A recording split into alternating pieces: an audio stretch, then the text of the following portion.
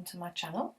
Today I'm bringing a Project Life spread for 2017, and for this I'm using my citrus twist kit for December. Now, as many of you know, I may have paused on my 2017 Project Life due to lack of photos printed. But if you've seen my video that's gone up before this of my plans for 2018, you will know that I have now printed the whole of the rest of the year, so I can get ahead and get scrapping. I've had a scrappy day today doing some Project Life from 2016 and again from 2017, so you will see a few videos coming up from me over the next few days while I'm playing catch up. So firstly, this layout actually came together quite quickly, considering it was the first time I used the kit. But I chose to use the December rather than my November, which at this point I hadn't yet broken into. And that was mainly due to the fact that we had this blue colour in this kit, and there was quite a bit of blue on quite a few of my photos. So I used one of the 4x6 cards in the top corner that was already quite busy, and I don't do a lot to that card at all. I do let the busyness of that one speak for itself. I have used the letters just to put May, because this is the first spread of May in this album, so it makes it known. And then I've also used them to spell out the vamps on one of the concert pictures one of my daughters took in the bottom corner. Now, having a look through the die cuts, sort of trying to work out what it was I wanted to do, I did spot this die cut that said "Bring on the Noise," and I thought that was perfect to go with this picture. But mainly I was looking through, trying to work out what to do on this card in the middle. So initially, and by initially I mean I will change it, I did pick the grey card with stars, thinking that I only had one filler card. I wanted to mess about with it and do some sort of design on it. You will see that I changed that, and that's mainly because I couldn't quite find anything that worked. So there was a lot of nice things in the puffy stickers, but they didn't work with these photos.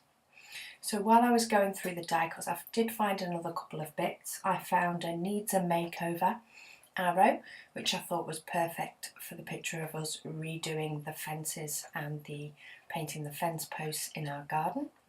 And I did find a "Good Vibes Only" label as well. And by pulling in those couple of labels, what I did decide to do was down at the bottom where I've got the vamps, was to try and bring in a little bit of a label stack, and that was just to sort of try and mirror a little bit of what was going on the top card, just so that it just sort of helped to bring the spread together a little bit. So what I chose to use was I used a yellow label from the cut apart sheet. I kept the "Bring on the Noise" tag, and then I actually used one of the circle die cuts that said "Old" on it, and I just tucked the old part in so you couldn't see it, and it just brought that nice little pop of red and a bit of circles, which is also up in the top card. So for my stamping for this layout, well, stamping and stitching, I don't do much, but I do it. I do keep it up, and I do make sure that there is some done. So what I decided to do was stamp the word "Home" on another label, and then popped underneath it that little arrow that said "Needs a Makeover." I layered up a couple of labels on the picture of my son.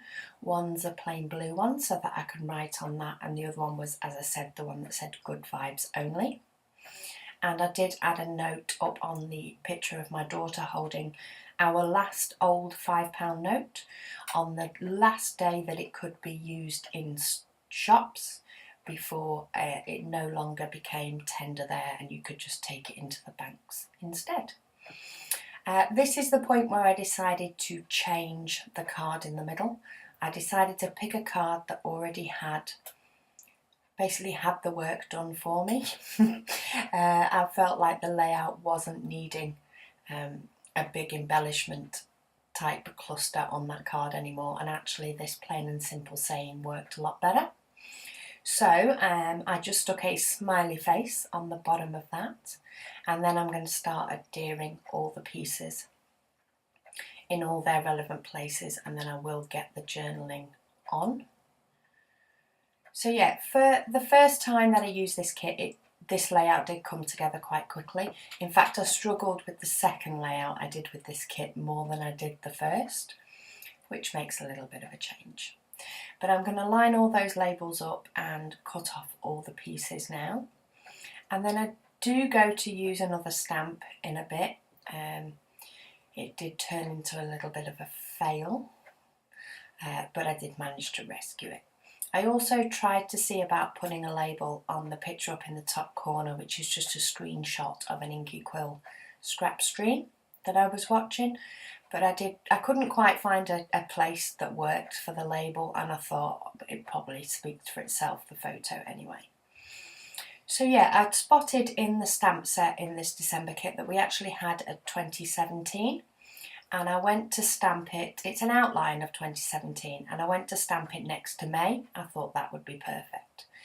However, the paper was actually closer than I thought when I brought the stamp down onto it. So in turn, it did end up going quite blotchy, especially near the beginning, near the 20 part. So what I decided to do is I decided to actually colour in what was supposed to be an outline, and it saved it a little bit. You can still read what it says. It's still a little bit blurry, but it's better than it would have been, to be fair. So I'm just going to add my journaling now to each of these. One I'm writing on now, my son went for an apprenticeship meeting in Manchester, so I managed to snap a picture of him before he left. And apologies, you're getting lots of shots of my head on this one. And then the Vamps, I'm just noting down that 2 of my girls went to the Vamps concert, but on different days. So I'll give you a quick close-up now. For my stitching on this one, I did get it done. My camera did die at one point, but I will show you on the last card of the Vamps. I just stitched down the label, but you will be able to see that both in the close-ups and in a moment when I show it you. But thank you for watching. There's some close-ups coming up, and I'll speak to you all again soon.